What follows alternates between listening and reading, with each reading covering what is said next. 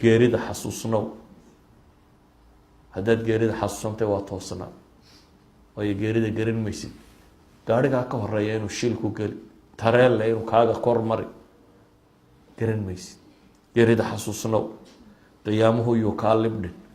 haddaad qiyaamaha ilowdo adduunuunu hortaada yaallo waagu markuu beriyo barnaamijkaad la soo kacdaa inuu yahay adduunuun hadduu noqdo oo aada ilowdo alxamdu lilahi aladii axyaana bacda maa amaatana wa ilayhi nushuur qofka muminkii markuu soo kaco wuxuu xasuustaa in jaanis kale la siiyey waxaa mahad leh ilaaha nafta igu soo celiyey geeri dabadeed isaguna loo noqonayo wa ilayhi nushuur qiyaamaha ilaabina aayadku waxay kaloo ina farayaan waxyaabaha lagu toosnaaday asbaabta waxaa ka mid a alamru bilmacruufi wanahyu can ilmunkar muxaadaraad badan oo hore duuban waa helaysaan oo asbaab alistiqaama ah ama asbaab athabaati cala diin labaduba iyagoo duuban bay ku jiraan nadka ilaahay waxaan ka baryayaa subxaana wa tacaala annaga iyo idinkaba dembigeena inuu dhaafo dembigii waalidkeen dhaaf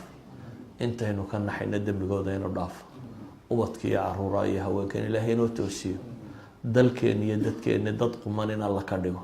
dantooda aakhira iyo adduunba in rabbi tusiyo kuwii toosnaada